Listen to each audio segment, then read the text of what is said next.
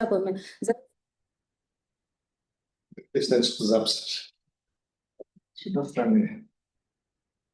В зависимости от расположения жабы у них именно идет тоже имеется классификация. Но кроме того, у них имеется мощные клещи основных представителей, но и 5 пар ходильных ног. У меня там было именно ластоногие ракообразные. Ластоногие ракообразным относятся более маленькие ракообразные, к которым относится циклоп. Циклоп не имеет такого большого строения, но если у ракообразных 2 сетчатых глаз, у него только 1 простые глаза, но имеет 2 пара усиков и 5 ходильных ног. И тело, внутренняя часть не усложненная, она более примитивная.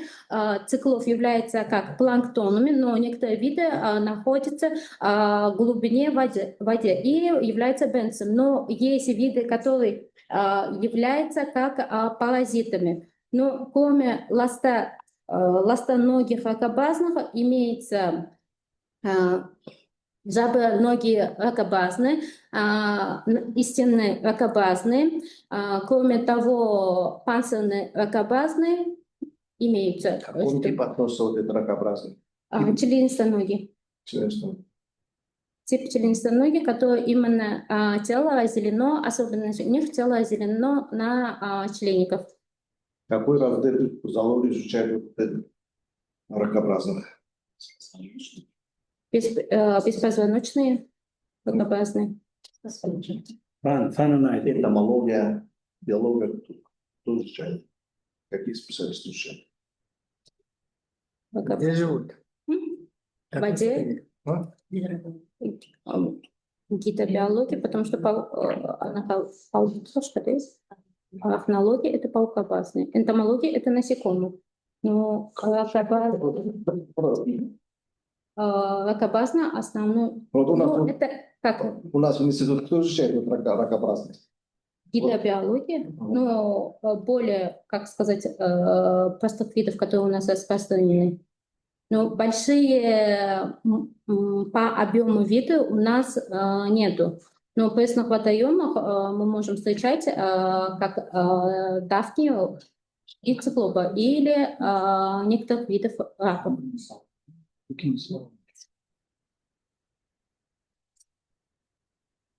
Так, yana nimasi savolda? Tak.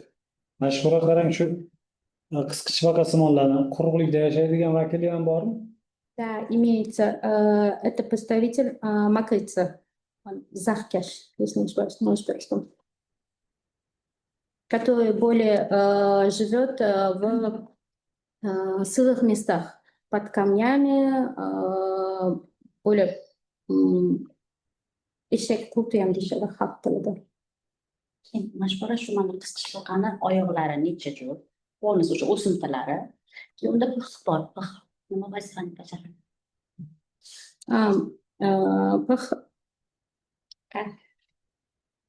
Пых — это как передней части головы находится, и на основании его располагаются глаза, и на основании его открывается выделительные, ну, в зависимости от класса, антеннальные железы или коксальные, или миксальные выделительные органы находятся, которые открываются туда.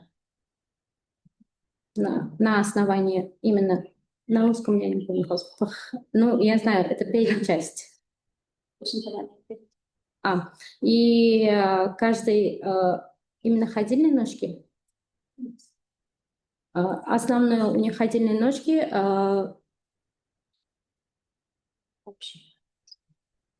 ну, как каждый разделяется по 5, если не ошибаюсь, по 5 разделений имеет.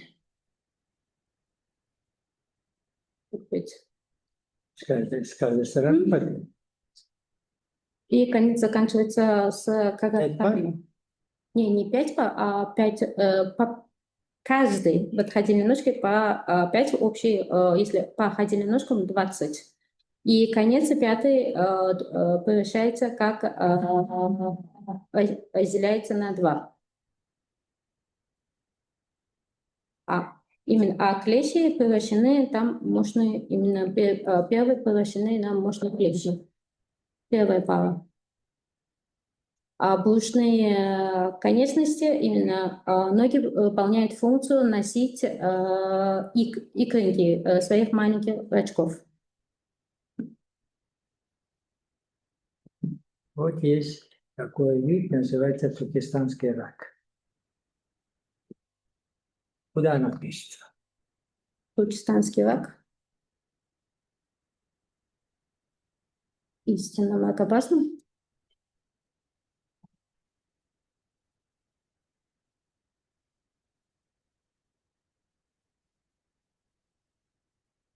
Konu soruyla. Soruyor Kingsley Tursa. Kingsley. Следующий вопрос у меня парнокопытный. Парнокопытные, они сами находятся именно в типе ходовый, подтип позвоночный, класс млекопитающий, подкласс является плацентарный и отряд парнокопытных. Отряд сам парнокопытный разделяется на 2 подотряда. Это жвачные и нежвачные парнокопытные животные.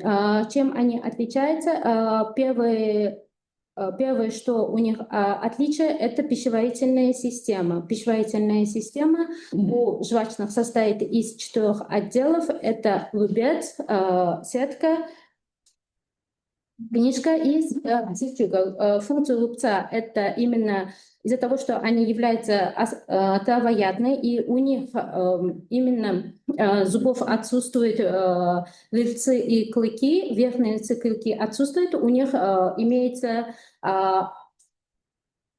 премоляны и моляны по 3 верхние и нижние 3 зубов. Нижних имеют из-за того, что они мало жуют, и кроме того, целлюлоза у млекопитающих не расщепляется, в рубце имеются бактерии и инфузории, которые помогают расщеплению целлюлозы и образуют такую жвачную массу, которая проходит через сетку. Если жвачная масса проходит через сетку, она идет обратно обратному обработку. Это происходит в уже книжке, где идет еще измельчение пищи. А настоящий желудок называется цичуга, который идет именно обработка ферментами. А у нежвачных представителей относительно такого желудка нету. У них только чтобы помогать расщеплению имеется более длинная тонкая кишка и, кроме того, слепая кишка более длинная. Все рассказать по млекопитающих или... Больно. Нет, просто я сказала отличие. К жвачным относятся крупные и мелкие рогатые скоты, кроме того, который у нас занесен в Красную книгу Сайгар и бухарский олень. Из нежвачных парнокопытных дикий кабан относится, но у нас не встречается, относится бегемот, но у нас она не встречается в природе. Классификация отряда. Классификация отряда. Классификация отряда разделяется на 2 подотряда: жвачные и нежвачные. И семейство Жвачные, в свою очередь, подразделяется на несколько семейств.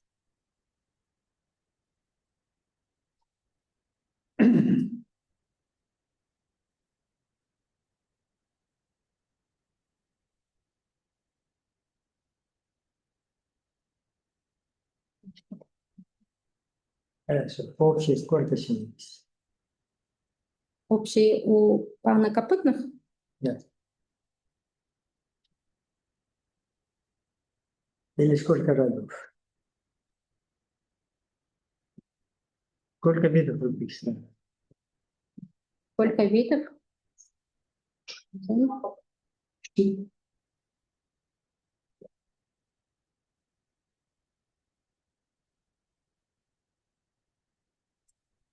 больше 20 видов имеется.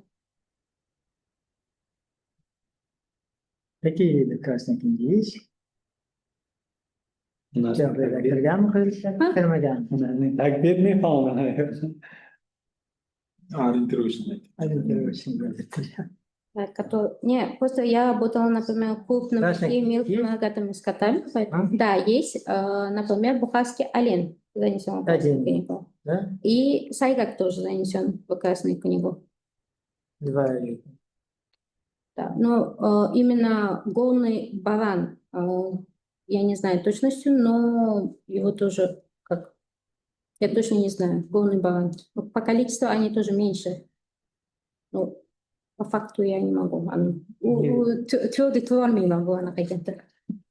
Shu turi bor edi, qo'yini qizil kitobga kiritilgan. Просто anaqa qilganman, но по факту keltirib olmayman yurishmanda.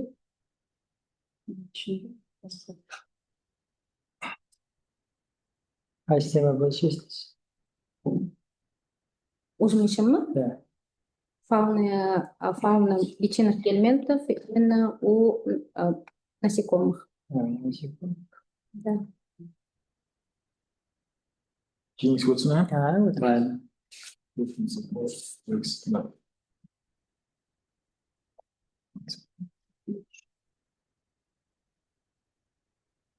Бесчетные являются первичными представителями именно типоходовых. Это подтипы бесчетные, относящийся ланцетник, один вид. Бесчетные имеют полную ходу, кроме того, нервную трубку и кишечник, которые свойственны именно ходовым. И кроме того, у них выделительная система состоит из метанефритий. Они дышат с помощью жабрными щелями, которые имеются внутри, около жабрной полости, и находятся жабры. Как у рыб, через ротовое отверстие заходит вода и проходит через жабры и жабрные щели, они выходят. И с помощью растворенного кислорода в воде они дышат. Но кроме того, у них имеется кишечная труба как пищеварительная система, как похожа на трубу, ротовое отверстие, и имеется анальное отверстие. Но что различает еще от других ходовых, у них ходы сохраняются всю жизнь. И при этом у них кровеносная система состоит только из одного круга кровообращения, спинного и брюшного аорты. Кровь участвует при переноске пищи и кислорода, но эта кровеносная система не имеет сердца. Именно нервная трубка, образуя головной мозг, у них очень слабо развита. У них чувствительные органы, это как кожа чувствует свет. У них идет хеморецептор как фототаксис, только отрицательный фототаксис. На свет они избегают от светового луча. Основная пища, как у них, тоже они являются хищниками, только они питают мелкими беспозвоночными, как идет фильтрация. Они размножаются, как половая система у них раздельно откладывает своих яиц и идет как только научное оплодотворение, идет как нерест. И выходит у них развитие с личинками. И у них относительно образуются в антогенезе все стадии, которые свойственны уже ходовым. Давление, гастритуляция и органогенез. В органогенезе образуются осовые органы.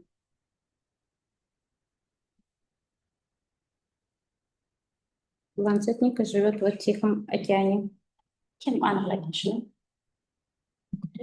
Nasib.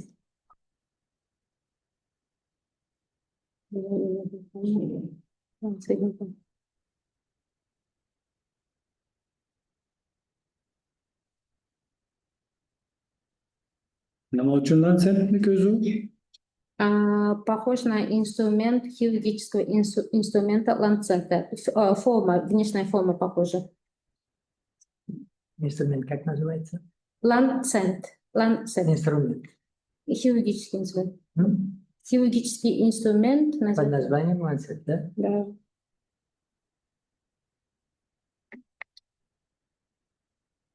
И как применяется этот ланцет? Что из себя представляет? Что себе представляет? А, как для создания тела или вообще какого-либо органа?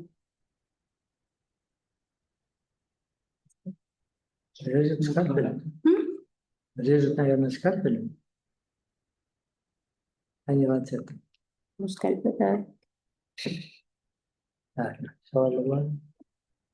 Savol yo'q. Tushunarli. Ikkinchi kurs. Bu yil xalqaro jurnalda maqola chiqarishingiz kerak. Qaysi jurnal? Biodiversiteda. Tema bo'yicha. Yana chiqarish anaqada bor, bizda planda bor jurnalda. Chunki hozir maqola tayyorlayapmiz. Hozir bitta tezis и bitta maqola chiqadi. Tushunarli. Qo'shimcha savol bormi? Bunu chiqaveramiz. Prinsiplarimiz. Nimani chaqiramiz? Livani chaqiramiz. Livani o'g'li ekan.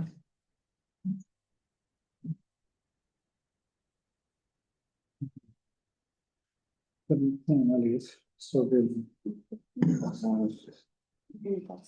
Valilik necha edi? Hozir O'sha bo'lsa kerak. Valilik shumi? Vaqtida nechinchi yil aytadi? Ha? 14. o'tin.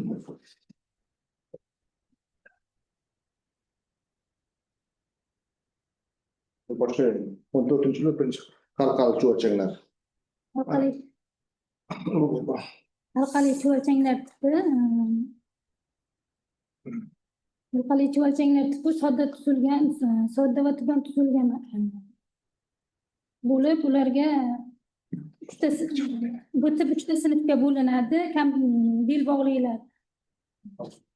Belbog'lilar sinfi, belbog'sizlar sinfi va zuluklar sinfiga bo'linadi. Bular asosan suvda va tuproqlarda yashashga moslashgan kamchiliklar sinfi. Ya'ni uning tana tuzilishi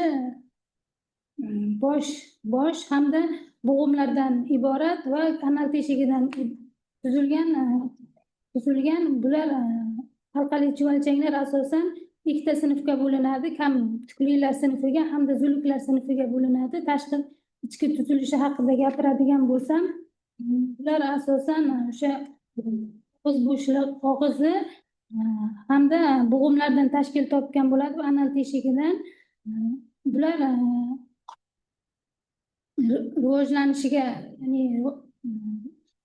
jinsiy organlari har germafroid bo'lib, ularning germafroid bo'ladi. Bular o'zini birdaniga urg'ochi erkak holda rivojlanmaganligi uchun alohida ya'ni bular shu yo'l bilan ko'payadi. Germafroid bularning ahamiyati o'sha tuproqlarda tuproq unumdorligini oshirish hamda ular ozuqa zanjiri sifatida ahamiyatga ega. Qisqichbaqasimonlar turkumi ko'payish, rivojlanishi va bu turkum vakillari bo'g'imoyoqlilar tipiga mansub bo'lib, jabra bilan nafas oluvchilar ikkinchi sinfiga bo'linadi. Bular asosan suvlarda yashashga moslashgan. Ko'payishi o'sha suvda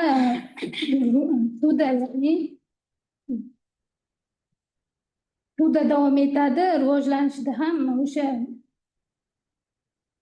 suv jarayonida davom etadi. Qisqichbaqasimonlar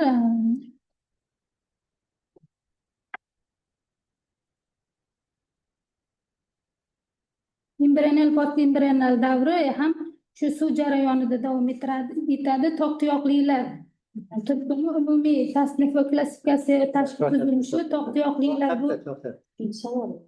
uchinchi savol. Halqali chuvalchanglarni gapiryaptidingmi? Ikkiga o'tdi, uchga o'tdi.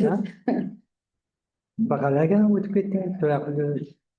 Oqtuyoqliklarga o'tib ketgan. Halqali chuvalchanglarni Birinchi qo'lyapti.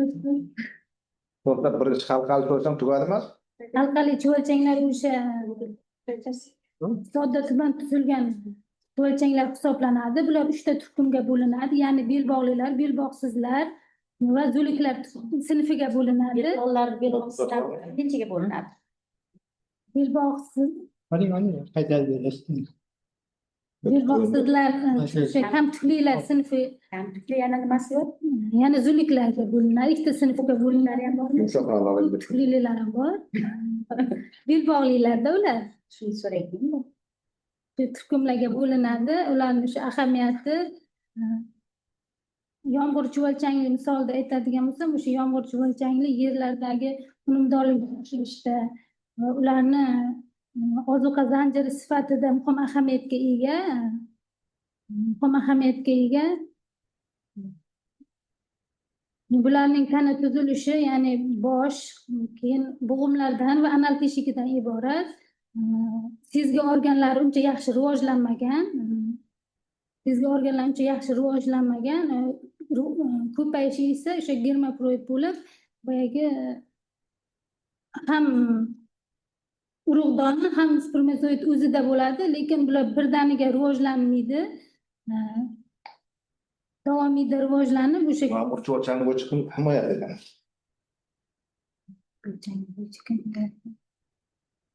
Именно Qashqadaryolik. Qashqadaryoda ishlaydi.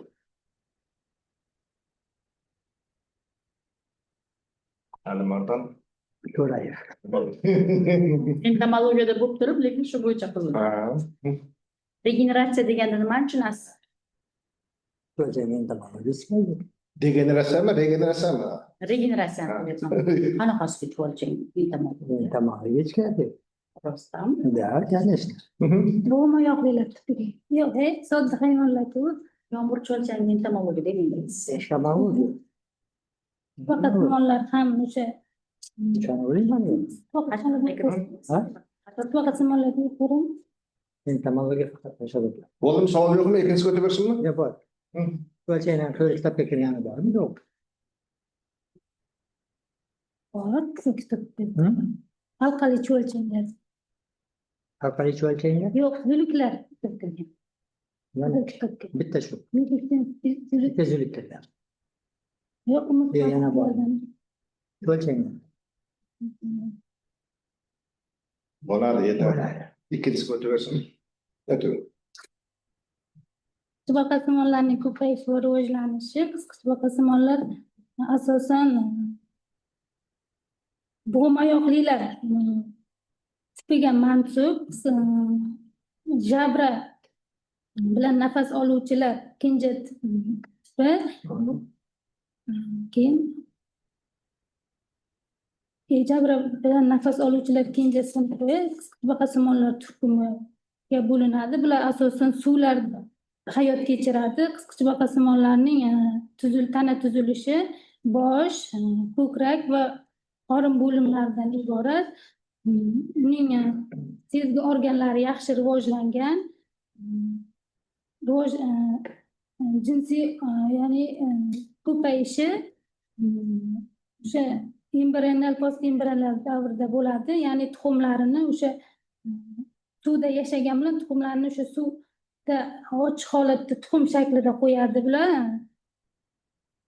Tuxum shaklida qo'yadi, ya'ni o'sha har tuxum qo'yish jarayonida bular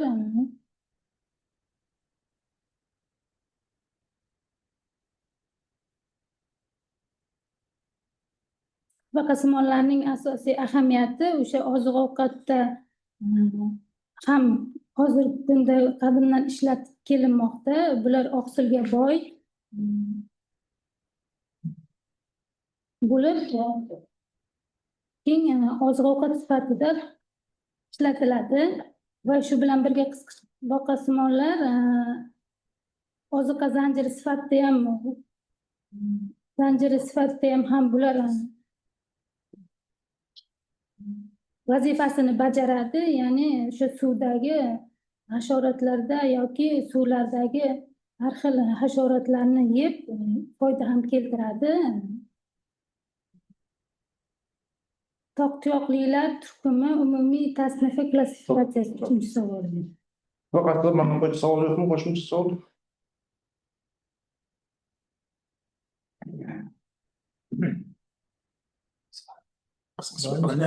Qizil kitobda klient bu bormi?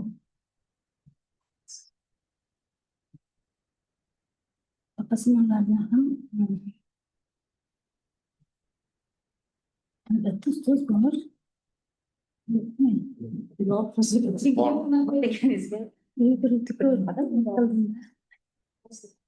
Cholda aytganingizdek qilib.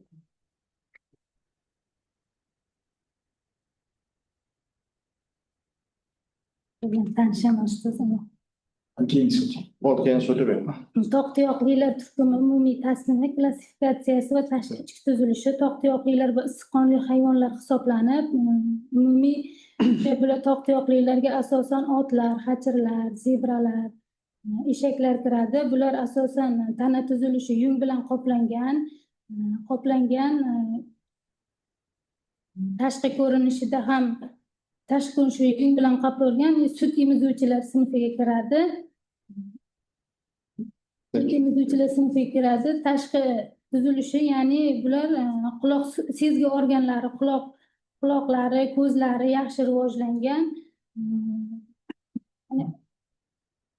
Ovqat hazm qilish organlariga og'iz bo'shlig'i, halqum, qizilo'ngach, oshqozon, ichak, yo'g'on ichak va ingichka ichaklardan tuzilgan. Bular asosan bolasini sut bilan boqadi, ya'ni bularning o'sha embrional rivojlanish davri, ya'ni bular jinsiy yo'l bilan ko'payadi. Jinsiy yo'l bilan ko'payadi. Toq-tuyoqlilar asosan embrionallik davri 9-11 oygacha davom etadi.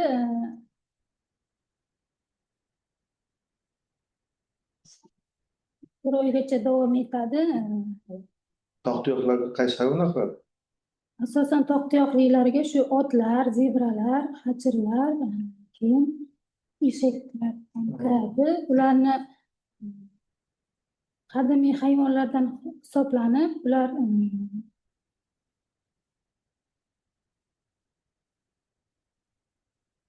Qaysi qadimiy hayvon? Hammasi qadimiy emas ular. yo'q, otlar asosan Otlar yaqinda paydo bo'lgan. Otni qaysi haligisi qadimiy? otning zotlari yo'qolgan ketgandi. Ot o'zini qaysi hayvondan paydo bo'lgan? Ot xonaki-ku.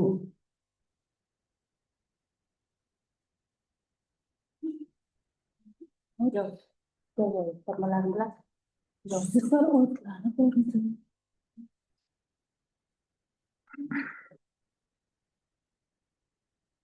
Hayajonlanganda esimdan chiqib ketadi o'qiydim.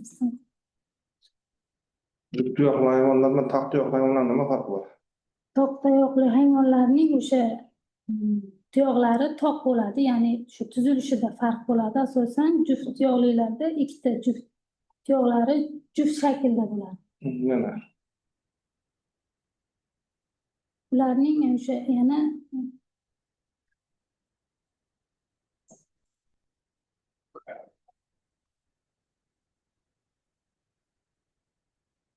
Ovqat hazm qilish sistemasida farq bor. o'sha ovqat hazm qilish sistemasida bu toq-tuyoqlilarda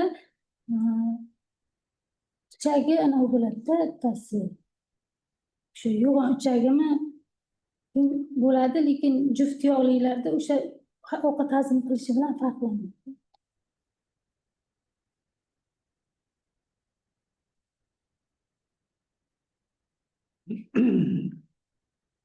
Savol bormi? Uchinchisi bo'yicha, toq-tuyoqlar bo'yicha.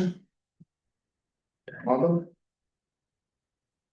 tushunarli. Farqi ko'p ularni juda. Hammasini aytishingiz kerak, o'z aslida bilishingiz kerak mavzuni. Ular tishidan tortib terisi, sut bezlari, boshqa ovqat hazm qilish hamma tuzilishida farqi bor-da. Toq tuyoqli bilan. O'zi mani nomi toq tuyoqli, juft tuyoqli degan qaysi taksonning nomi?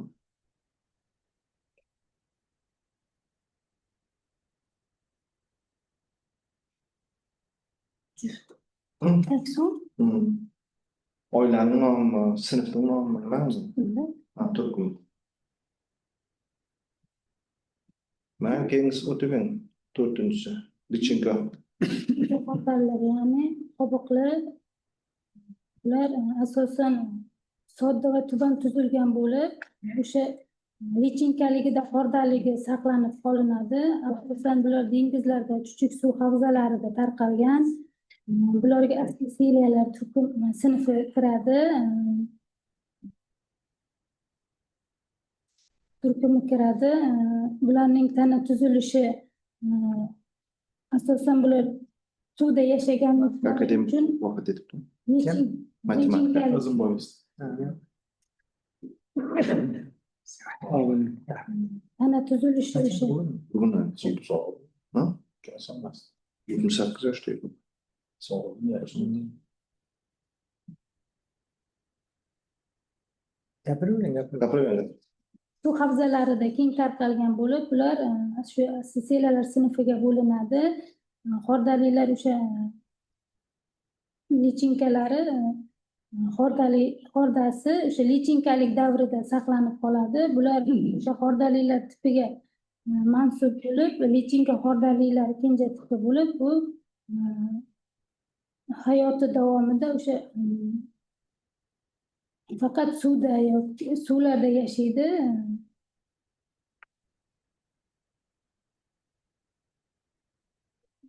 Nima sababdan lichinka xordali deyiladi?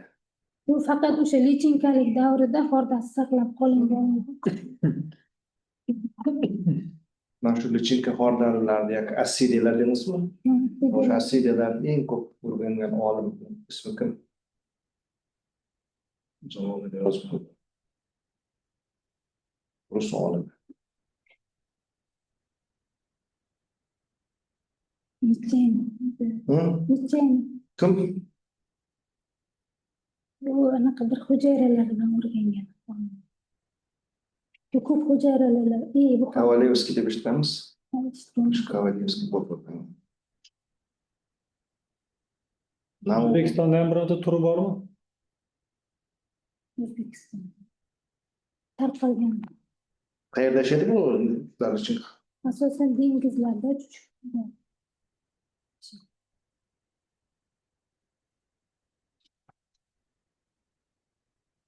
Kovalevskiy o'sha Naumovning kitobida emas bo'lgan. Kovalevskiy juda ko'p ishlabdi nima bo'yicha. Lichinka xordalilar bo'yicha. Yana savollar bormi? 4-si bo'yicha yoki umumiy Tashqi tuzilishi bu o'sha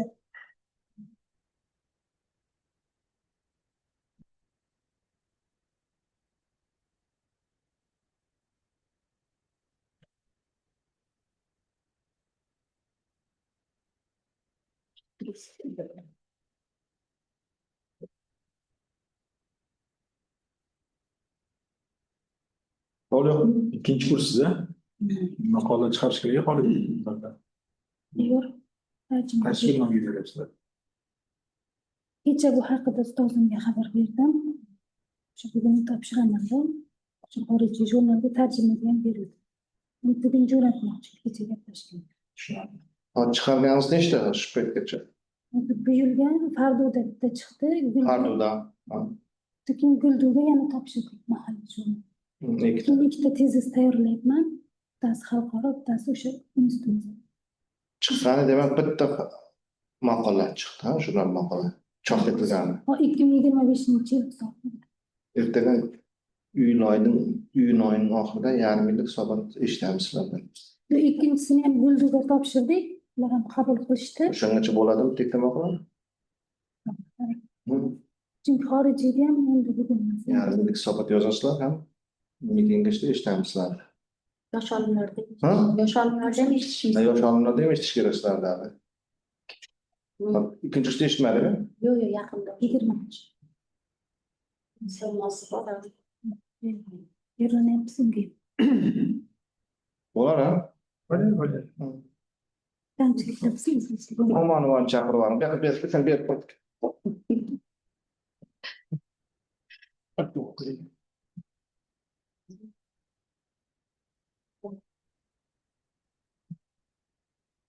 Qani bola kelmabdi? Kel. Qani bola? Alda. Oraga sonni qanday aytdingiz? Hangiz? Davron shumi? Davron, ha. Davron, da.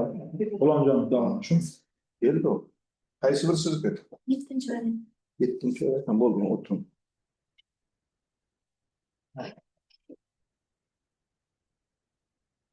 Siz o'tgan safar kelmaganmidingiz? Yo'q, nimaga kelmadi? Kirish imtihoniga kelmadi. Kirishga topshirdi, keyin oila bilan kelolmayman deb malakaga birinchi topshirish. Kirishga tushgan topshirishingiz kerak edi? Oyda ichida. Noyabr oyida. Xuddi kirmoqchisiz hozir, minimum topshiryapsiz. Tayyor bo'ldimi shu ish paytida? Mustaqilga o'zlari Mustaqilga o'zimizga kirdim yanvarda. Birinchi kursiz hozir, ha? Endi birinchi kurs emas, ishga boshlaganimda o'zini mustaqil topshirganmiz, doktorantga topshirganmiz. birinchi mustaqil bo'lmoqchi edimda topshiruvdan. Keyin o'zimizga anaqa kiritilmagan ekan, ba'ziga iqoshtirdik, keyin qabul bo'ldi. Qaysi nima? Universitet? Qarshi davlat universiteti zoologiya kafedrasiyasi. Bobonazar qishlog'ida. Gapiring, birinchi savoldan boshlang. Birinchisi miksosporalilar sinfi. Miksosporalilar sinfi bu bir hujayrali parazit organizmlar hisoblanadi. Ular asosan baliqlar va reptiliyalarda parazitlik qiladi. Ular hamma suv havzalarida uchraydigan organizmlar hisoblanib, ular ayniqsa baliqchilikka katta ziyon yetkazadi. Ular asosan bu miksosporalilarning sporalarining tuzilishi, sporasi ichida kapsulasi, kapsula ichida esa o'ramli iplar joylashgan bo'ladi. Agar u sporalari suvga tushgandan so'ng baliq yutadi va baliq yutgandan so'ng uning ichagidagi o'sha hazm qilish fermentlari ta'sirida kapsula yoriladi va natijada ip tashqariga iplari chiqadida, u epiteliy hujayralar ichak epiteliylariga yopishadi va undan xuddi amyobaga o'xshaydigan bir parazit organizm chiqadi. Ular asosan jinsiz yo'l bilan ko'payadi, lekin ularda jinsiy ko'payish ham sodir bo'lish yo'llari aniqlangan. Shunaqa bo'lar ekanki, ularda yadrolari diploid to'plamga ega bo'ladi va u yadrolari diploid to'plamga ega bo'ladi va keyinchalik ularda meyoz bo'linish natijasida ular gavoid holatga keladi va bu yadrolar o'zaro bir-biri bilan qo'shiladi va avtogamiya hodisasi ro'y beradi. Bu esa ularning jinsiy ko'payish jarayoni hisoblanadi. Masalan, bularga misol qilib miya miksozomasini misol qiladigan bo'lsak, bu baliqlarga asosan baliqlarning endigina rivojlanib chiqqan baliqlarni bolachalariga ziyon yetkazadi. Ularni tog'ay to'qimalari bilan oziqlanadi va natijada umurtqa pog'onalari egrilanib qiyshayib qoladi. Baliqchilikka katta ziyon yetkazadi. Ularning kattaligi bir necha millimetrdan 2 santimetrgacha bo'ladi. Shunday holatlar ular o't tufayida to'qimalarida va siydik pufaklarida ularning kattaligi даже 1-2 santimetr, hatto undan ham katta, xuddi siysta ko'rinishlarida egallagan bo'ladi va u parazit organizm hisoblanadi.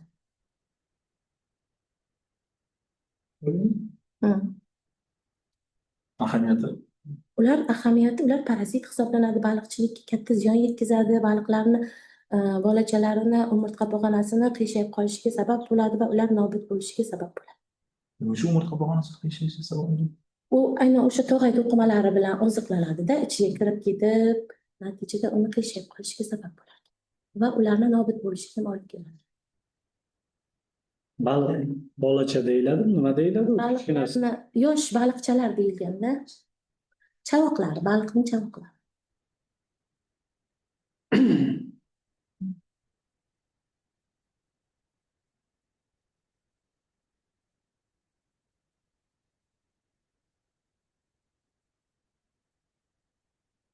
O'zbekistonda qaysi turlari uchraydi? Miya miksosomasi u ham o'zi bular hamma suv havzalarida uchraydigan parazit organizmlar hisoblanadi. Ayniqsa ana shu neomixosomasi yaxshiroq o'rganilgan ularda u baliqchilikka katta ziyon yetkazadi. O'zbekistonda tarqalganmi? Ha,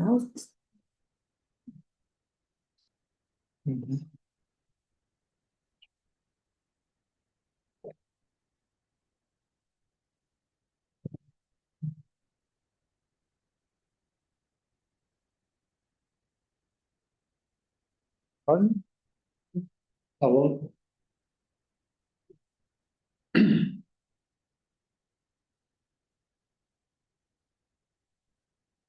Keyingisiga o'taversinmi? Keyingi o'taver, ikkinchi o'taver. hasharotlar sinfi. Hasharotlarning tashqi tuzilishi, bosh tuzilishi, og'iz apparati, ko'krak qorin bo'limlari. Hasharotlarning lotincha nomi bu sinfining lotincha nomi insekta deyiladi. Hasharotlar tabiatda juda keng tarqalgan hayvonlar hisoblanib, aksariyat hayvonlarning juda ko'p qismini hasharotlar tashkil etadi. Hasharotlarning tanasi bosh, ko'krak va qorin bo'limlaridan tashkil topgan. Ularning boshi lotincha nomi akron deyiladi. Akron to'rtta bo'g'imdan tashkil topgan. Uning ko'krak bo'g'imi esa 3 ta bo'limdan tashkil topgan.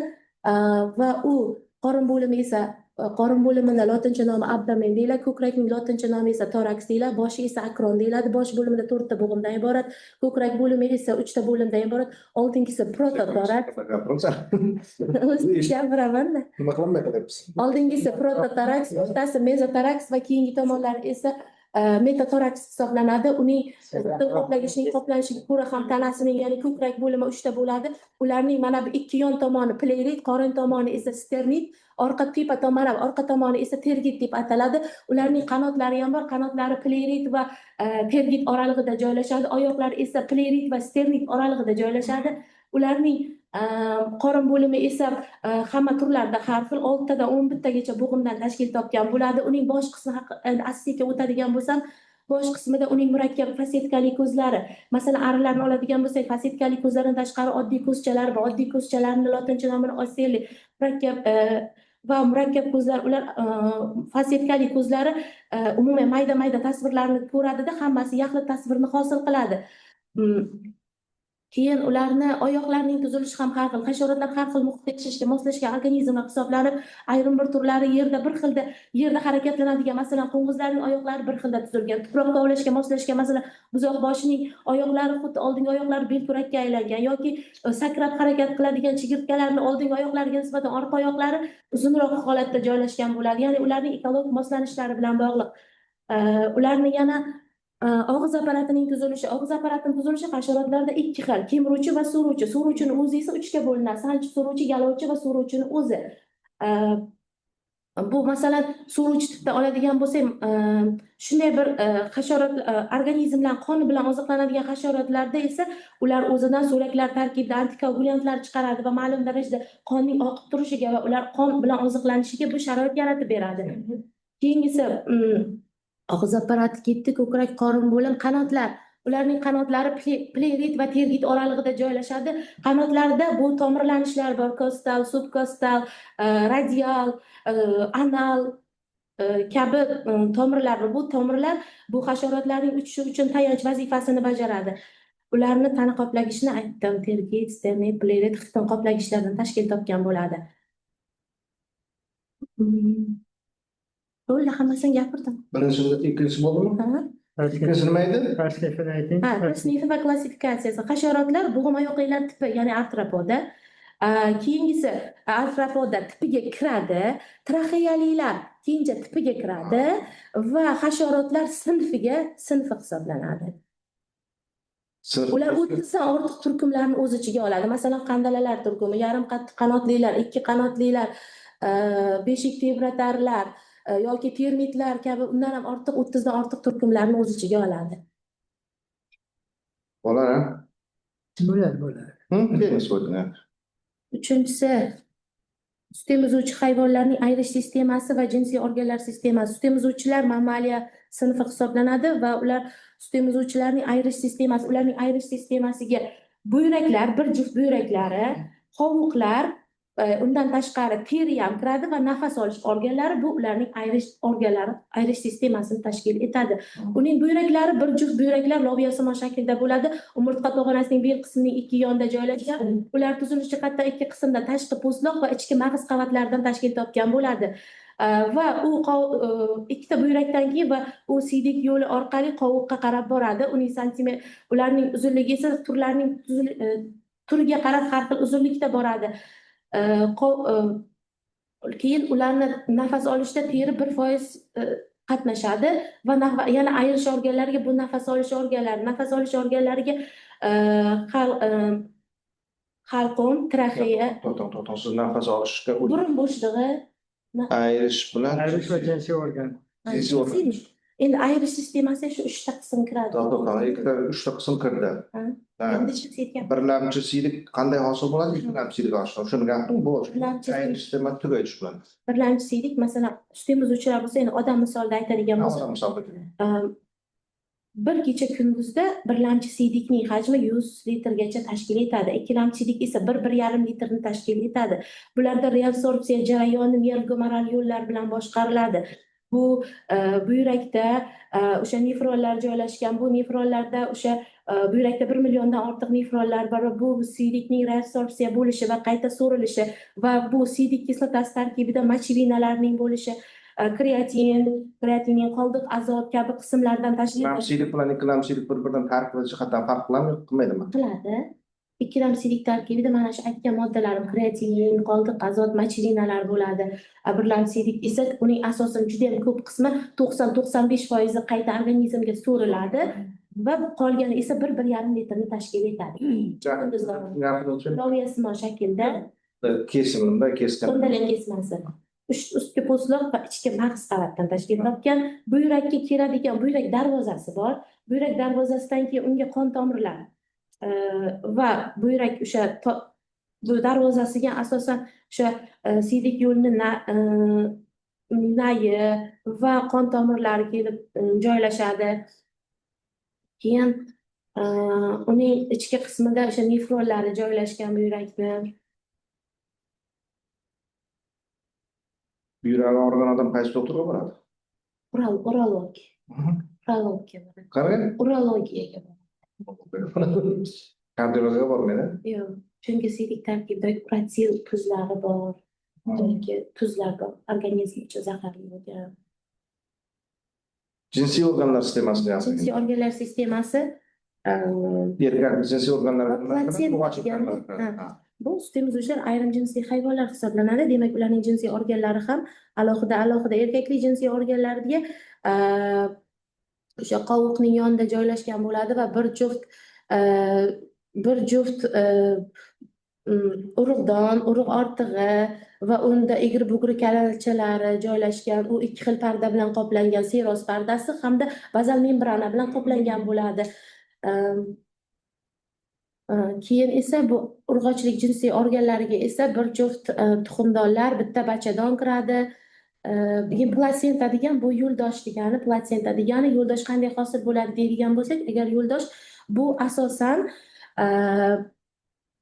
allantois bor. Allantoisning tashqi tomoni hamda seroz pardaning ma'lum bir qismi o'zaro qo'shiladi, xaryonni hosil qiladi. Xaryon o'zini varsinkalari bilan bachadon bo'shlig'iga o'rnashadi va natijada haqiqiy platsenta, ya'ni yo'ldosh hosil bo'ladi. Yo'ldoshning ham turlari ko'p. Yo'ldoshda varsinkalarni joylashishiga ko'ra, varsinkalar bu bachadonga yo'ldoshning o'rnashtirib beradiganlar qismi hisoblanadi. Bu 4 xil bo'ladi. Birinchisi diffuzion yo'ldosh deyiladi. Diffuzion yo'ldoshda undagi boyagi so'rg'ichlari, ya'ni so'rg'ich oladigan bo'lsak, so'rg'ichlar bir xilda joylashgan bo'ladi. Bularga misol qilib oladigan bo'lsak, chala maymunlarniki shunaqa holatda bo'ladi. Ikkinchisi esa keyingisi halqasimon yo'ldosh. Bu halqasimon yo'ldosh bu ko'rinishi jihatdan xuddi embrionni atrofidan o'rab, halqadek o'rab oladi. Bularga itlarni yo'ldoshning tuzilishi misol qilishimiz mumkin. Yoki diskodial yo'ldosh bu maymunlar, boshqa sut emizuvchilarni va kemiruvchilarni tuzilishi shunaqa. Xuddi ulardagi so'rg'ichlar disk holatda joylashgan bo'ladi. Savol yo'qmi? Yetadi. Yetar, ha?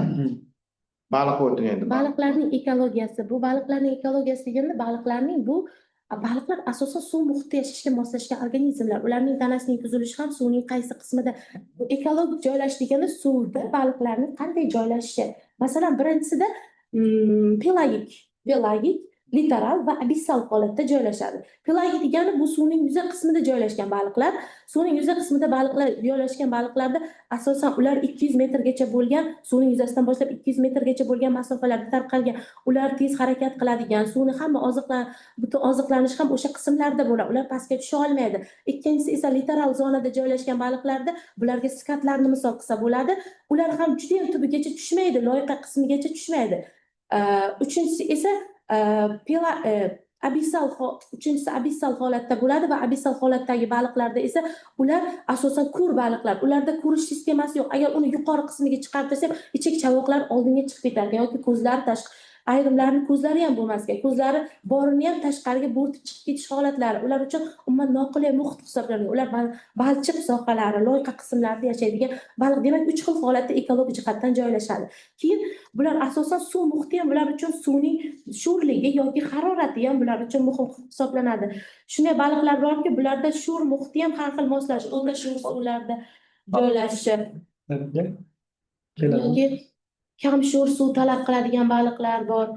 Keyin mana bu baliqlarda migratsiya, bu anadrom va katadrom migratsiyalar. Anadrom migratsiyalar degani bu sho'r suvlardan chuchuk suvlarga borib, o'zi migratsiya 3 xil bo'ladi.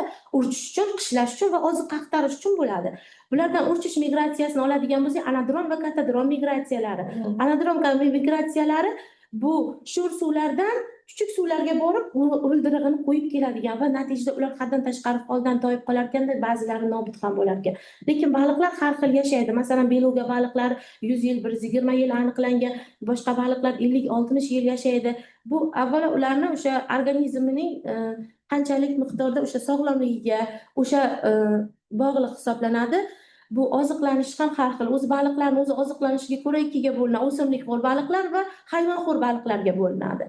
Keyin bularni evriterin va stenoterin baliqlar ham bor. Evriterin va stenoterin baliqlar degani bu evriterin degani bular uchun asosan haroratni farqi yo'q. Lekin stenoterin baliqlar esa agar u harorat oshib ketsa yoki pasayib ketsa, ularda o'lim qolish holatlari kuzatiladi. Keyin ularni o'sishi va yoshi deyilgan baliqlarning o'sishi har xil bo'ladi. Baliqlar issiq paytlarda ularda o'sish yaxshi bo'ladi. Sovuq tushgan sari baliqlarning o'sishi pasayib boradi. Lekin ularning yoshini baliqlardagi halqalar soniga qarab bilsa bo'ladi. Havo issiq paytlarda o'sgan paytda baliqlarda halqalar soni keng bo'ladi. Sovuq paytda ham o'sadi, lekin juda ham kam o'sadi. Natijada baliqlardagi halqalar soni juda ham mayda bo'ladi. Kichkina bo'lib, tor holatda bo'lar ekan. Shuning uchun ular baliqlarni tangachalariga qarab ham ularning yoshini aniqlash mumkin. Tangachasiz baliqlarning yoshini qanaqa aniqlaymiz? Tangachasizlarning yoshini bu haqida aytilmagan, faqat yoshini aniqlashtiradigan faqat tangachalardan foydalaniladi degan. Tangachasiz baliqlar ham bormi? Tangachasiz baliqlar ham bor. Yon chiziqlar nima harakatga baliqlar? Baliqlar yon chiziqlar muvozanatni saqlash uchun kerak asosan. Yana Sizga organ. Qancha tur bor baliqlar? Baliqlarni qayerda? O'zbekistonda? Ha, O'zbekistonda. O'zbekistonda baliqlarni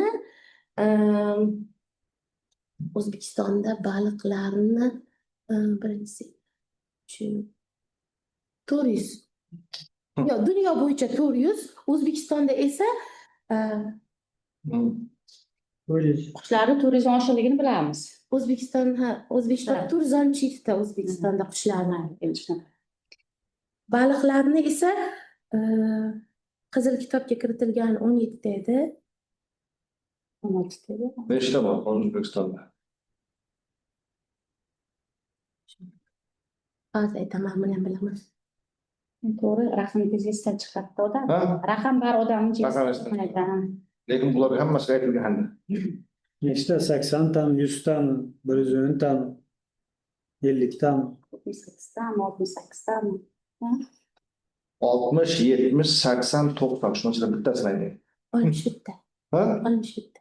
Yo'q, men 60 bitta deyman, 60, 70, 80, 90 bittasini ayting. Kitap o'qiyapmiz. Yo, variant beryapti, variant beramiz. Qanday kitob ko'ryapmiz? Asl kitobda 17 ta. Yozib qo'ygan oxirgi betida nechta? Bilaman, kiritilganini. Dunyoda nechta dedik baliqdan? Dunyoda baliqlarni Bo'lishda dedik. Taxmin ayting. yo'q. Ko'rishdi. 4 mingtami? Aytilmagan. 20 mingta, 36 ming. dunyoda 36 ming. 36 mingmi? 20 mingta dunyoda. Raqam bo'lgan uchun endi adashib. 36 mingdan bizda shuncha bo'lsa bizda kam ekanda demak, ha? Ha. Bizda baliq yo'q. 36 ming dunyoda bo'lsa, bizda shuncha bo'lsa, vojda demak baliq yo'q ekanda. 80. 84 ta. Hayvon 84 ta. hayvonxo'r baliqlar dedingizmi? Hayvonxo'r, ha. Qanaqa Bu o'zidan ko'ra maydaroq baliqlar bilan oziqlanadi. Ayrim baliqlar piranyalar bor-ku, yirtqich. U boshqa hayvonlar. O'sha daxniyalar, ayrim baliqlar sikloplar bilan oziqlanadi. Hamma baliq ham o't yemaydi-ku. Yirtqichmi ular? Nima deydi? Ular o'tni qayerdan yeydi? Tashqariga chiqib o't yeydi. Hamma xo'rlagan bora ekologiya. Bu tashqariga chiqib emas. O'tni qayerdan oladi? O'tlar bilan shu suv o'tlari o'zi yashaydigan joydagi suv o'tlari bilan oziqlanadi. O'txo'r baliq yo'q, o'simlikxo'r bor. Ha, o'simlik o'txo'r bor. Yirtqichlar. Tirik organizmlar. O'simlikxo'r Ko'p yaxshi. baliqlar mikroskopik o'simliklardan tortib yuqori cho'zmaga O'simliklar bilan ham oziqlanadi. Yetar, ha? Menimcha. Ha? Bitta narsani so'rayman. So'rang.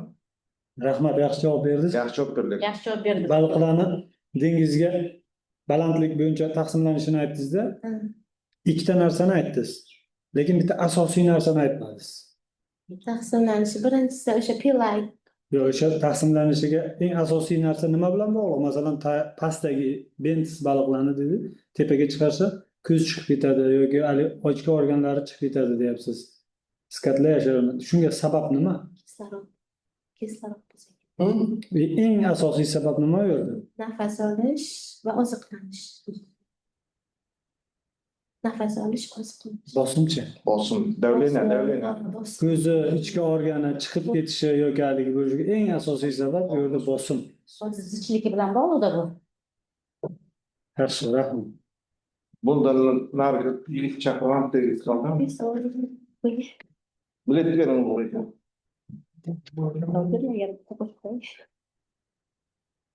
Yaxshi javob berdim.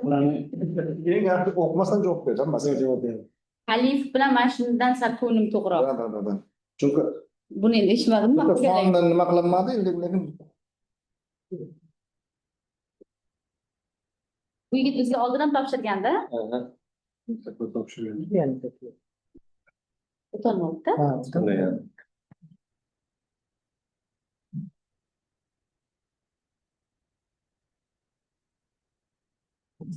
mana. Tak. Hayvanlar isi kimchami? Ayol.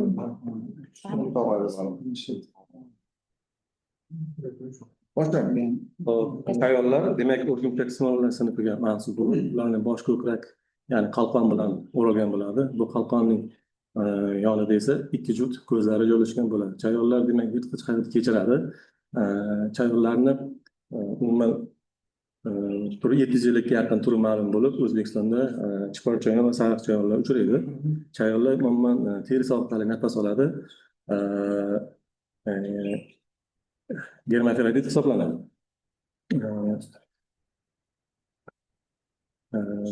Chayonlarni demak bosh chayonlarning qorin qismi dening oxirgi qismida, ya'ni ularni sanchuvchi zahar bezi joylashgan bo'ladi. Bu asosan nashtarigida ochiladi. Chayonlarning oyoqlari ham kuchli rivojlangan bo'lib, ya'ni u qisqichga aylangan holatda bo'ladi.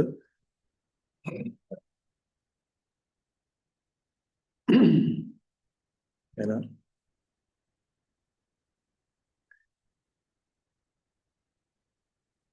Ahamiyati nima? chayonlar asosan ko'proq ular hasharotlarga yem bo'ladi. Yem bo'ladi. Hasharotlar, Chayon yem bo'ladimi yoki hasharotlar yeydimi? chayonlar ahamiyati Ahamiyati deganda foydali tarafdan ham zararli tarafdan kiraveradi. kiraveradi. Shuni aytsangiz. Ziyon tomoni u yirtqich hisoblanadi. Chayon odamni chaqqanda, ya'ni u ko'proq inson salomatligiga ko'p ham ta'sir qilmaydi, lekin og'riq kuzatiladi. Foydali tomoni zararkunandalar, hasharotlarni bos qiladi degan. Zahar ijtimoiy ishlatilmaydimi? Chayonning zahari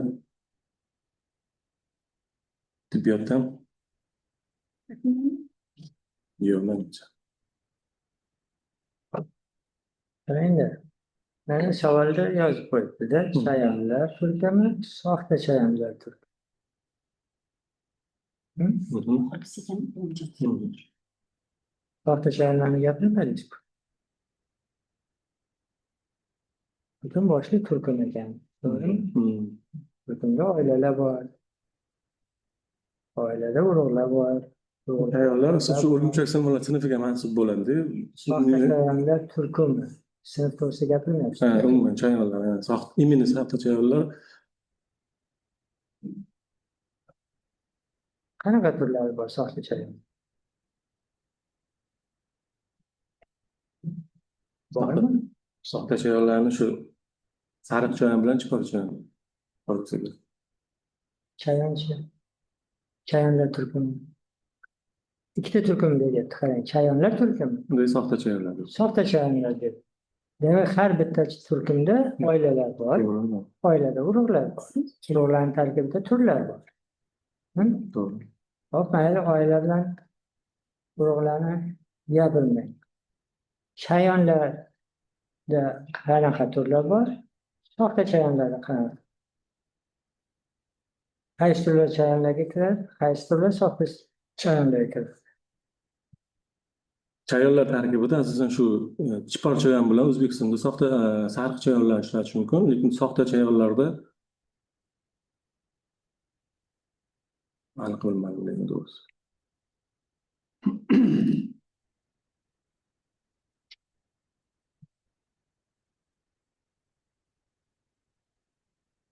Soxta chayonlar.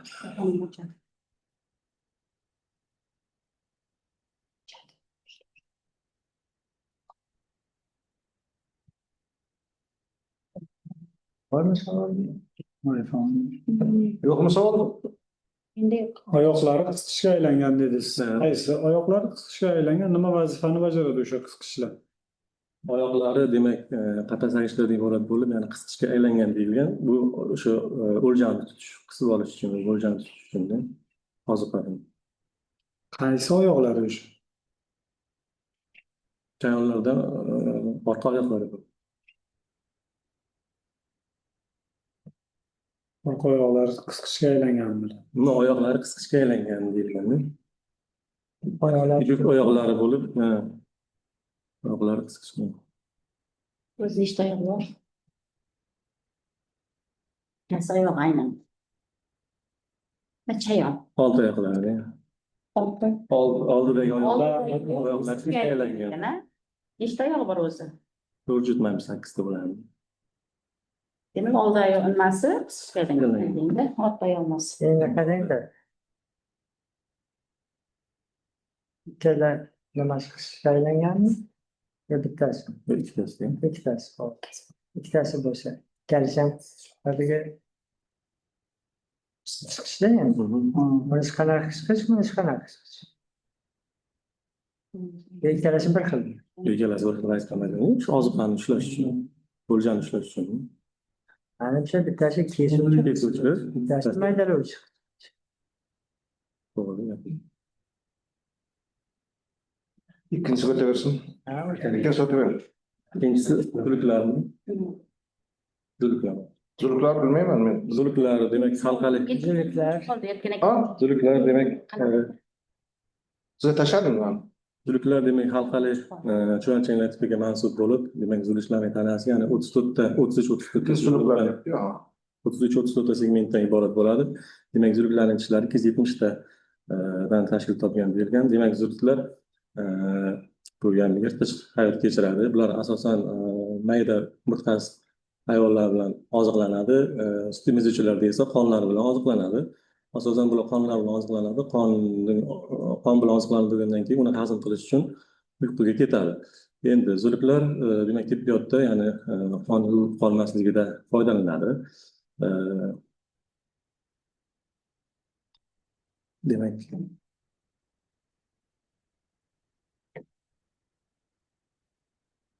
yana zuluklarda tibbiyotda ya'ni shu o'zini zulukni so'lagan tarkibida ya'ni grudin moddasi ishlab chiqariladi. Ya'ni bu tibbiyotda qon tomir kasalliklarini oldini olishda yoki qonlarning tromb bo'lib qolishini oldini olishda foydalaniladi.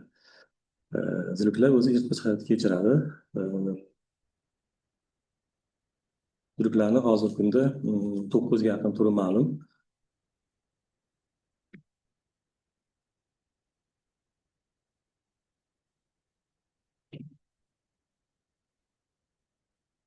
Qayerda 9 ga yaqin turmadi? Umumiy turida Dunyodami? zuluklarning dunyoda 9 ga yaqin turi ma'lum qilingan. O'zbekistonda zuluklarning turi 15 dan ortsa kerak. 15 dan uzunligi ham 15-20 santimetrni tashkil qilgan. Zuluklar haqida ma'lumot yana. Qaysi bir muhofazaga olingan zuluklarni? Muhofazaga olingan turlari ham bormi? Zuluklarni shu tibbiyotda foydalaniladigan turi, ya'ni tibbiyotda foydalaniladigan turi muhofazaga olinib, shu uni so'lagan tarkibidagi grudin modda ishlab olinadi. Qanaqa muhofazaga olingan? Muhofazaga Qanaqa qilib muhofazaga olingan? zuluklar Masalan, muhofazaga olish uchun nima qilinadi? Hayvonlarni muhofazaga olish uchun. Qoni kamayib kamayib ketadi. ketadi. Nima qiladi? kiritiladi asosan. Kiritilganmi qizil kitob? Zuluklarni qizil kitobga Hadimi? aniq ma'lumot kam ekanda o'qidim zuluklar kitobi. Kiritilgan. Zuluk o'zi qaysi tipga kiradi? Qaysi o'sha turkum sinafi shunday aytib keting. Zuluklar halqali jo'nachanglarga kiradi. Demak, ularda 3 ga bo'linadi. Kam tuklilar hamda zuluklarga. Shunisi. Zuluklar o'zi bitta anaqa.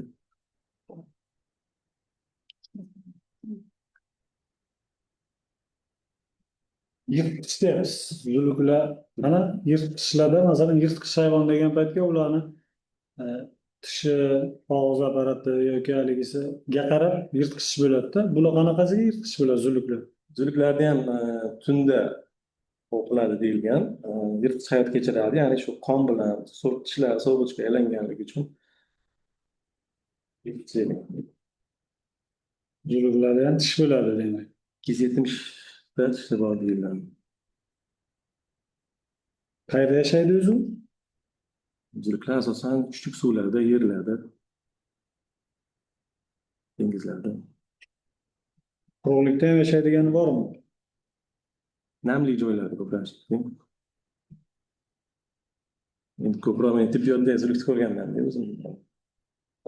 Tibbiyot zulugi umuman namlik joyga yashamaydi. Quruqlikka xos tur emas ular. Qurib qoladi-yu tanasi. Suv, faqat suv. Zuluklar suv bilan bog'liqmi hayot? To'g'ri. Bankaga saqlaydi, nimada? Meditsina nimasidami? Tuproqni ushlab Qora zuluk ko'rdim. Ikkinchisi Keyingi savol bo'lsa ham bo'la shekilli. Kitsimonlar turkumi. Demak, kitsimonlar demak suvda yashovchi sutlanuvchilar turkumiga kiradi. Demak, 100 ga yaqin turi ma'lum. Demak, kitsimonlarni ikkiga bo'lishimiz mumkin, ya'ni tishli hamda tishsizlarga.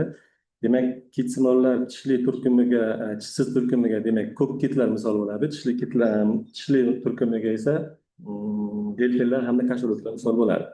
Demak, kitsimonlar o'zi 200 metr chuqurlikgacha bo'lgan masofada yashaydi. Demak, suv tubida 1 soatgacha tura oladi xolos va nafas olish uchun suv betiga chiqib, ya'ni burun teshiklari ochilib yopilib turadi. Shuning yordamida nima qiladi? Nafas oladi. Demak, ular kitsimonlar asosan ba'zilari tirik turadi, ba'zilari tutun qo'yib turadi. Kitsimollar demak bir yilda bir marta ko'payib, bolasining og'irligi shu 3 tonnagacha keladi. Demak, ular 3 yil davomida bolasini emizib katta qiladi, keyin emizib katta qilib, keyin yog'iga oziqlantiradi. Demak, kitlar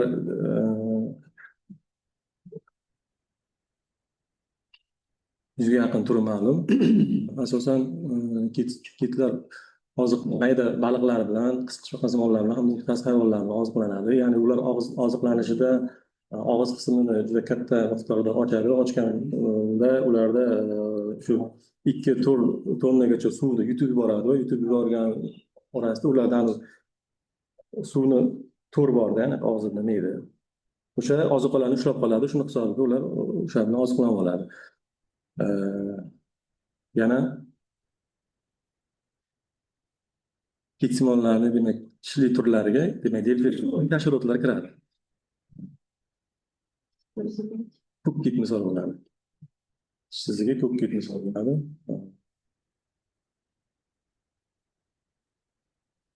Qaysi biri tuxum qo'yib ko'payadi kitlar? Kitsimollar.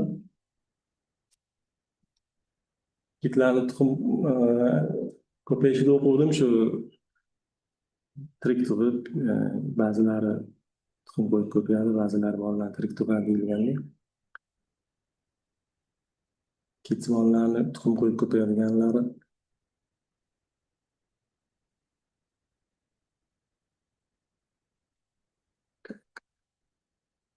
delfinlar kashf etilgan. Tuxum qo'yadi deganingizga savol beryapman. Shunday Kitlarni o'zi nima bilan boqadi ular? Kit bolasini. Qanaqa hayvonlarga kiradi o'zi? Sumizchilarga kiradi. Ular shu kitlar emizib katta qiladi. Garibda sayılır kit bağlama değil.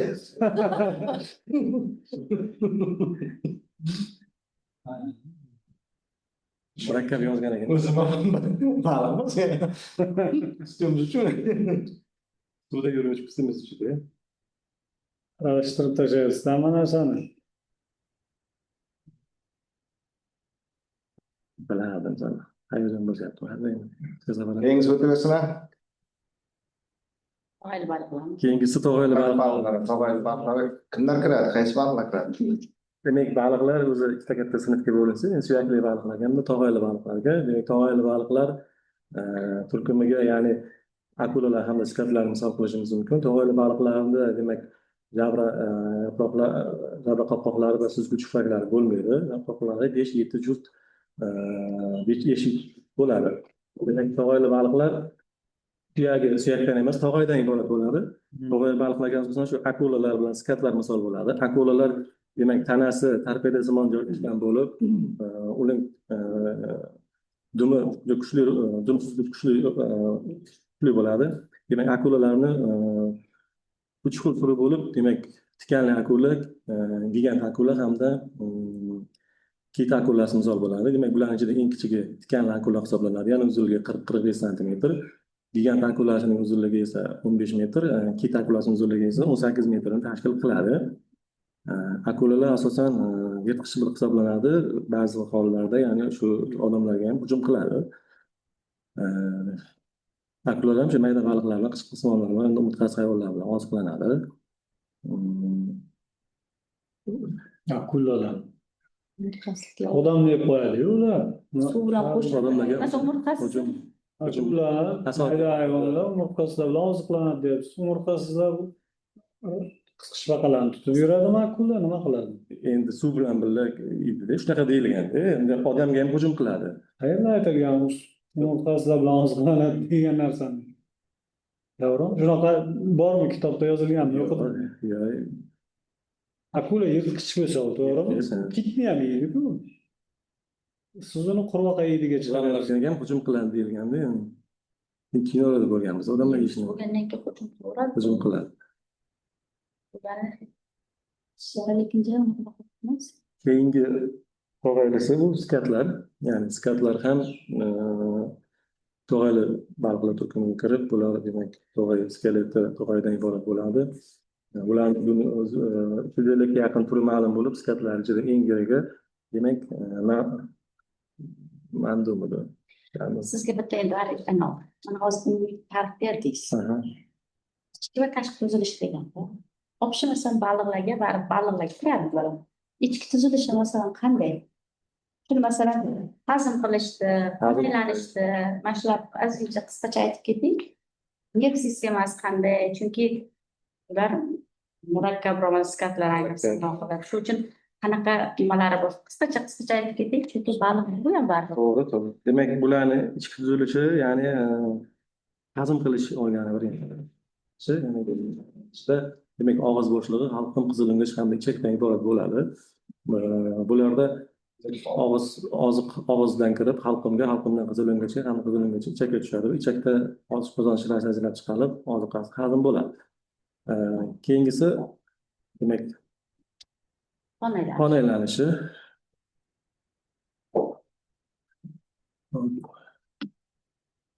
Ochiq, yopiq, ikki yurak kamerasi bor. Bular 4 kamerali. 2 kamerali. 2 kamerali. Odamga aylantirib qo'ying. Demak, Ayting. Kamerali. Mavzuyingiz nima, Davron? Nima bo'yicha ishlayapsiz? meni gelmetlar bo'yicha. Gelmet. Chirchiq daryosi havzalarida uchragan baliqlarning mahalliy Baliq ekan. va ularga gelmetlarning ta'siri. Baliq, o'sha baliqni yuragi ham zararlanadimi gelmetdan? Yo'qmi? Baliqning yuragi, Ha. Yo'qsa hozir qon aylanish bilan bog'layveramiz-da. baliqni yurib bo'lamiz. Baliqlarni yorib ko'rdik, yorib ko'rganimizda yurakdan topdimi? Yo'q, ichaklaridan. Shu yurakni ochganingizda qanday ko'rindi? Nima bor ekan? Qorincha, bo'lmachami? Yurakdan ko'rmadim. Yurakda topmagan bu. Ammo ichakdan topgan. Qorincha, bo'lmachami? Nima bor unda? Bitta qorincha, bitta bo'lmacha bormi? Nima bor? Yurak qorinchasi bo'lmachadan iborat bo'ladi. Nerv sistemasi ham bor. Nerv sistemasi ya'ni 5 xil markaziy nerv sistemasini tashkil qilgan bo'ladi. Yani bosh miya, orqa miya. Qarangda. Bosh miya bor, orqa miya. Orqa miya bor. Bosh miyani o'zining ichki qismini tashkil Besh xil qiladi. bor. Ana shunday gap. Orqa miyani uni qo'shmang. Ha. Shunda. Bosh miya yarim sharlardan boshlang. Yani 5 qism tashkil qilgan bo'ladi. Demak, uzunchoq miya, miyacha, Miya yarim sharlar desa uzunchoq miya deydi. Boshlanishi miya yarim sharlari. Keyin ketardi. orali. Miyacha. Uzunchoq miya. Kattalarimiz Ha, bu 3-chi kursda. ikkinchi kurs. Xo'sh, mana nechta baliqni gelin o'rganasiz gelinliklar? Hozirgachami? Hozirgacha gelmen asosan bir xil turda chiqyapti. Bizda men hozir o'zimizda ilmiy xo'jaligimiz bor. Agar Nechta tur baliq?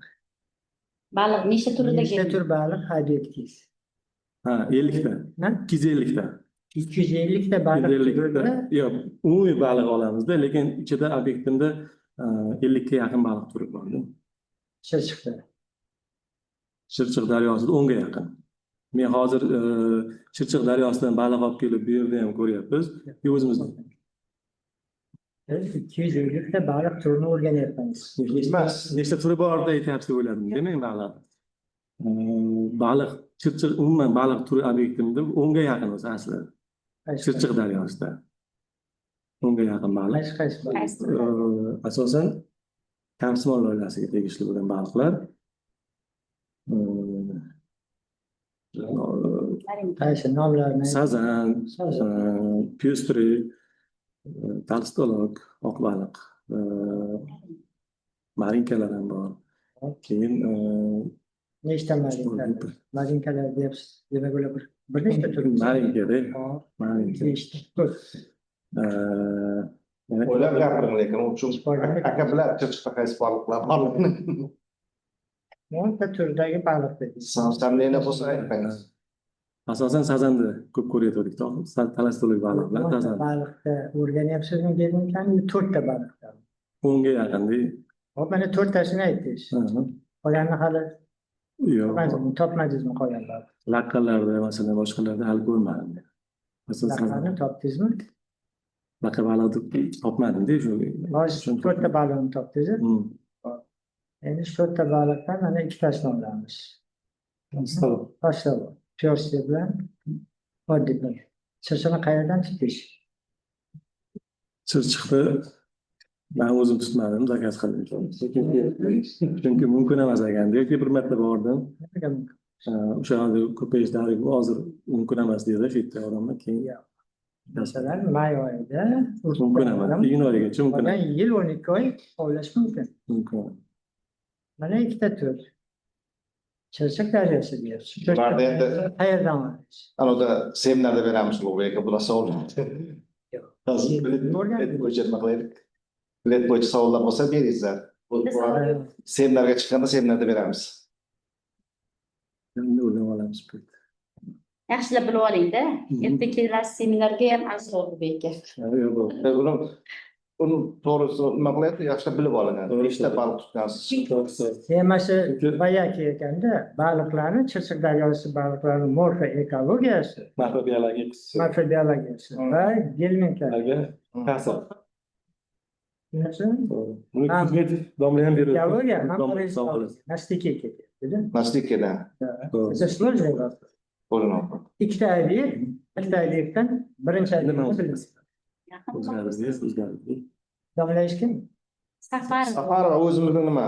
Feruza. Feruza. Xo'ja olib parizlardan o'rganishlar bo'lmasmi? Repoz bor o'zimizda. Repozdagi baliqlarni ko'p o'rganyapmiz. Chirchiq daryosi o'sib Mavzu Chirchiq daryosi, lekin o'rganayotganimiz biz agrar institutida baliqchilik Chirchiq daryosini atrofidagi nimalar suv hovuzlarini olayotganda bular shu baliq xo'jaliklari emas. xo'jaliklar, Keladimi? Bitta doriyadan olayotganda bular baliq xo'jaligidan olyapti, to'g'rimi? baliq xo'jaligi olyapti. hosil xo'jaligi deyish kerak temani. Chirchiq daryo bilan foydalanish kerak. Chunki ana Sirdaryo daryosini o'rta oqimi deb qilganda bir xillar. Shunda ham Sirdaryo daryosi atrofidagi suv hovuzlarini ham olganda. Sho'rroq. Yaxshi. Tak, bo'ldimi? Bo'ldi. Ha, bilet berib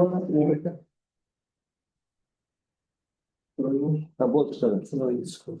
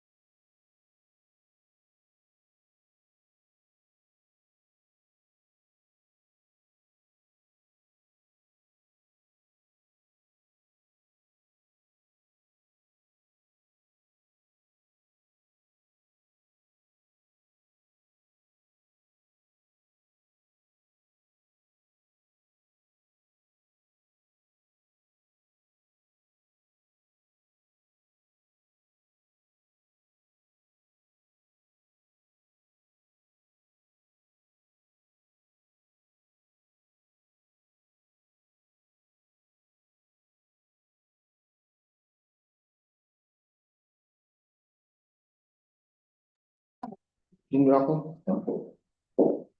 Komissiya tarkibi bilasizmi shu sudning buyrug'i bilan ham tasdiqlanadi. Avvalo bu komissiya tarkibi Oliy attestatsiya komissiyasi tomonidan tasdiqlanib kelgan komissiya nimasi? Komissiya raisi men, kotib va qolganlarimiz a'zolar edi. Hozir direktorimiz bu yerga chaqirib qoldi, ketdi. Shuning uchun hammalar biletollarni javob beringlar, hammalar o'ziga baholarni qo'yib o'tiriblar, to'g'rimi? Nechaga javob berganlarni bizlardan yaxshi bilasizlar. To'g'rimi? Nechaga ham loyihalarga nechaga javob berganlarini bilib o'tirasizlar. Bu yerda komissiya sizlarga ancha yonbosib ayrimlarga baho qo'yildi. Shuning uchun hozir shu komissiyaning umumiy xulosasini men sizlarga e'lon qilaman. Mayli? Tak, Aliyev 88, Abdushukurova 74, Akbarova 86, Valiyeva 82, Omanova 86, G'ulomjonov 71. Menimcha hech kimda e'tiroz nimada bo'lmasa kerak, to'g'rimi? Hammaga qarashib qo'yildi. Hammaga emas, endi ayrimlar o'zlari yaxshi javob berdi, ayrim ikkita ishlarga yaxshi bilan komissiya a'zolari yon bosib qilmadi. Bu sizlarga avans bo'ladi, ertaga himoyada yoki nimalarda, keyingi nimalarda shuni oqlaysizlar degan umiddamiz. Maylimi? Shuning uchun ishlaringizga muvaffaqiyat, hech kimniki nima deydi, yaxshi va a'lo baholar bo'ldi. Bitta uchtasi a'lo, uchtasi yaxshi baho bo'ldi. Demak, bu sizlarga to'liq himoya qilish huquqini, qoniqarli bo'lmadan himoya qilish huquqini beradi. Bu bilan demak himoyalaringizni qancha tez qilib, qancha nima qilsizlar, biz shu malakali komissiya a'zolari shundan xursand bo'lamiz. O'sha payt biz yordam qilgandik, shu bizning yordamimizni, bizlarimizni oqladi deb. Himoya qilmasdan shu bo'yicha yo'qolib ketsa, uni ham biz nima qilamiz? O'shanda biz nima afsuslanish mumkin, bekor nima qilganimiz, yordam qilgan ekanmiz yoki o'sha payt bekor uni nimasini o'sha paytda o'zi yaxshi nima qilinmagan degan fikrlar bo'lishi mumkin. Shuning uchun qancha tez himoya qilsalar, bedosa aksariyat ikkinchi qilsa, endi biznikilar ikkinchi qilsa qolganlar uncha bilmayman. Bitta mustaqildan uchun bor. Bitta uchinchi kurs, sen nechinchi kursdan? Ha, uchinchi kursdan. Ikkita uchakdan, demak bitta mustaqil, demak qolgan ikkinchi kursdan. Generallarning prezident stipendiyasiga topshiraman deganlaring, shuning uchun shu vaqt hisob-kitob biz nima qilganmiz? Tushunarlimi? O'shani amalga oshirasizlar. Kelishdikmi? Ertaga misol uchun bu malaka imtihonlarimiz o'tib oldi.